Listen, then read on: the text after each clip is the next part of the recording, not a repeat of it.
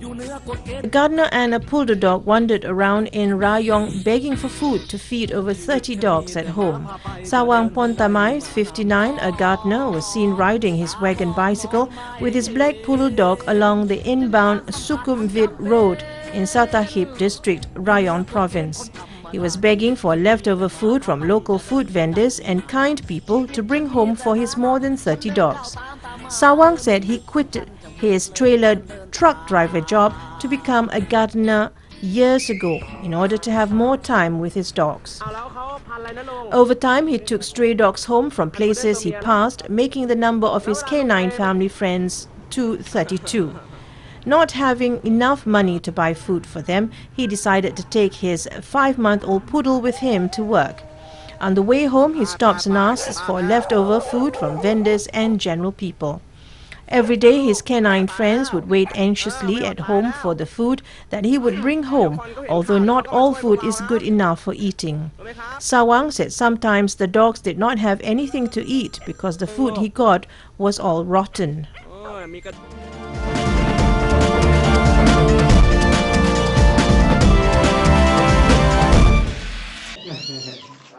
Recently, 2 clouded leopard cubs were born of artificial breeding program at a zoo in Thailand. A conservation program which started in March 2014 is jointly conducted by Khao Khaeo Open Zoo in Chonburi Province, Smithsonian Institute and Veterinarian Faculty of Chulalongkorn University. After a failed attempt in March last year, the team repeated the method of laparoscopic artificial insemination on a female clouded leopard at the zoo a year later. Sperm cells from 2 male clouded leopards were manually deposited into the reproductive tract of a female named Crudding. The healthy male and female cubs were born on June 9. It is the first successful fertility effort in Thailand, giving hopes for the conservation of clouded leopard, a native feline of Thailand.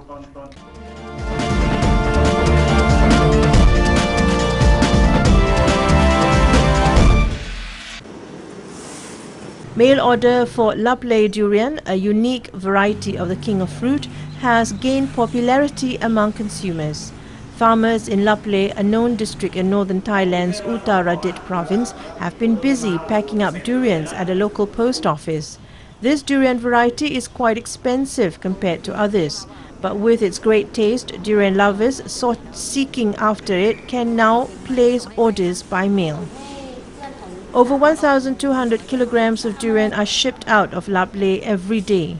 Chief of Thailand Post Office of Lapley Yutan Singh Prapan said buyers can make order at counter service kiosks around the country.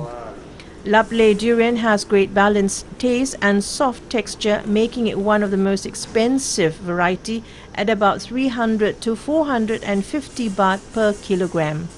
An average of 150 boxes is sent out from the office each day.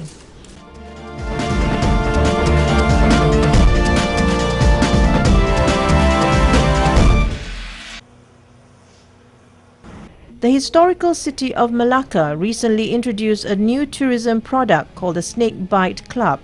The club performs snake shows for visitors as well as teach those who are interested to handle the reptiles. Malacca State Executive Councillor Ghazali Muhammad says in countries such as Thailand, Vietnam and Indonesia, games and reptile shows have become popular tourist attractions.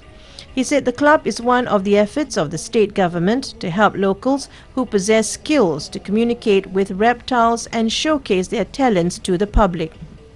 Ghazali Muhammad said they will try to popularize the show and come up with ways to make friends and be closer to the reptiles which many think are dangerous.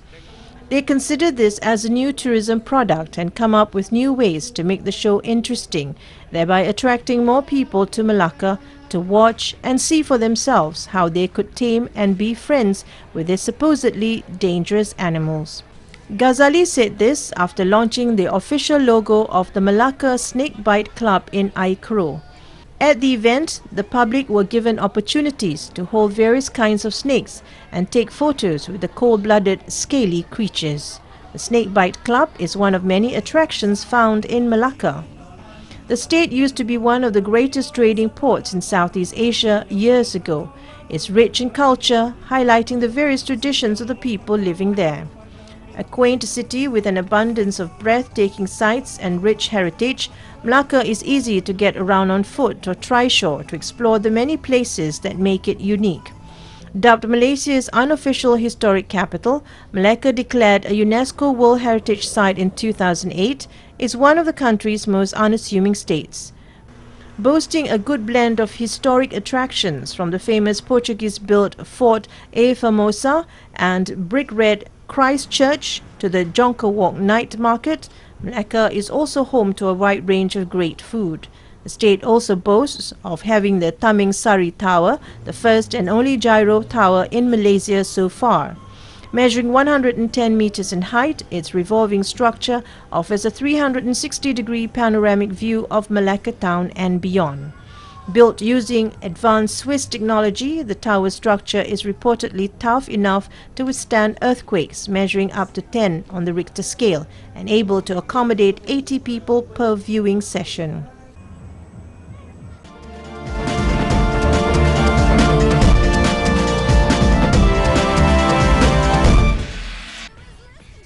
A complex of entertainment and contemporary art facilities in Ho Chi Minh City's District 1 has emerged as a popular new hangout spot for young people. Let's visit this venue to explore the attractions on offer. Much like the now defunct Zone 9 in Hanoi, Naga 3A or Station 3A in Ho Chi Minh City boasts colourful walls covered with graffiti. Indeed, this is the first feature that strikes you as you enter. Among the swirl of images on the walls is a greeting from a girl from Ho Chi Minh City and a hilarious portrait of Mrs. Mai, the owner of Mai's Gallery. The very walls of this art space provide inspiration for the artists who come here. Mai Dak Vin, tour guide, said in this art space, artists encounter no boundaries to their creativity. Here they're not concerned with making ends meet. She thinks this will be a good environment for artists to work in. Nestled in an alley off Tondak Tang Street in District 1, the venue was renovated from an old French-style housing block dating back to the 19th century.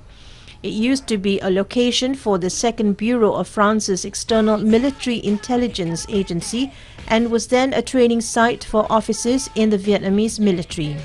Dang Tu Yet Mai, manager Station 3A HCMC, said 3A station gathers together local and international artists based in HCMC. This is set to become a new rendezvous point for them to maximize their knowledge and creativity. This is not just a community lot for leisure or shopping.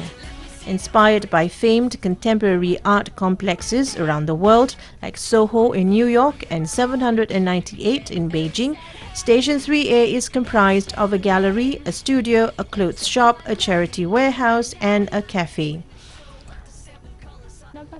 Pam Ti Dao, shop owner Station 3, said they welcome all new ideas and dare to try them all. Owning a shop at Station 3 is their new challenge. The customers will decide the fate of their shop's existence. With flea markets as well as art exhibitions and a fashion show expected to be held at Station 3A in the future, this venue promises to become a hip new rendezvous point for contemporary art lovers in Vietnam.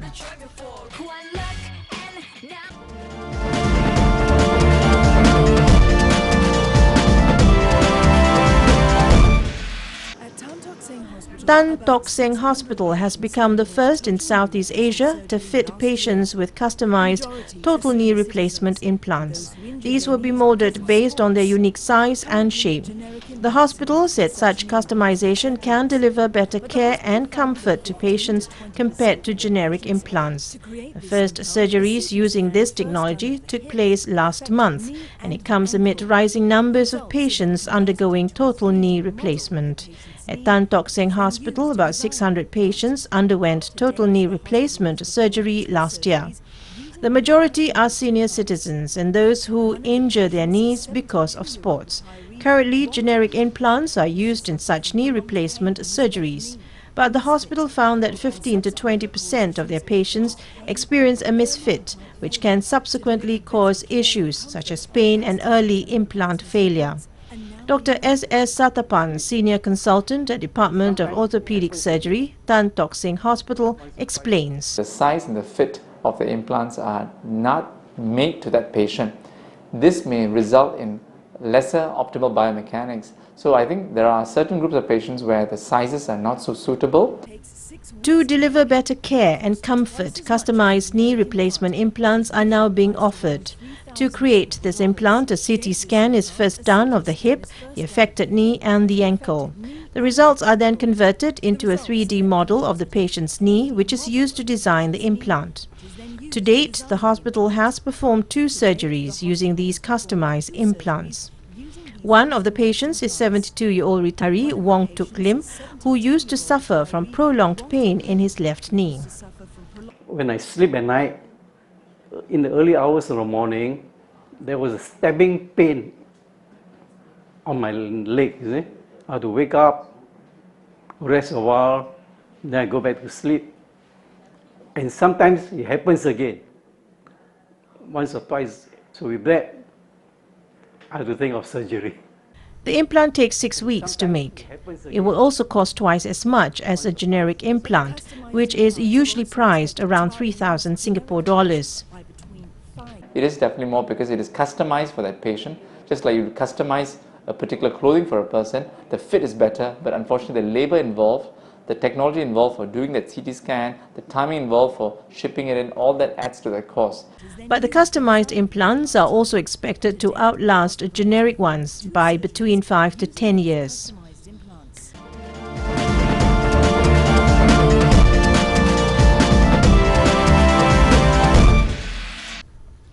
Brunei Darussalam has achieved a medical milestone after the world's smallest pacemaker was successfully implanted into 2 Bruneian patients who suffered from significant bradycardia or slow heart rate. The first implant of the micro-leadless pacemaker was a joint collaboration between the Ministry of Health and the Gleneagles Jerudong Park Medical Centre GJPMC Cardiac Centre. A media conference on the procedure was held recently. According to Dr. Sofian bin Datuk Paduka Haji Johar, specialist cardiologist and electrophysiologist and head of cardiology unit at the Raja Isteri Pangeran Anak Saleha Hospital, and Dr. Nazar Lukman, specialist cardiologist at GJPMC, this treatment could change the way patients with heart rhythm problems are treated. The micro-leadless pacemaker can function without the need of a wire. In addition, the patients are not left with any scar on the chest, which may speed up the recovery process. Present at the media conference was Pehen Datnan, the Minister of Health. The Minister also visited the laboratory and the 2 patients who were given the pacemaker recently.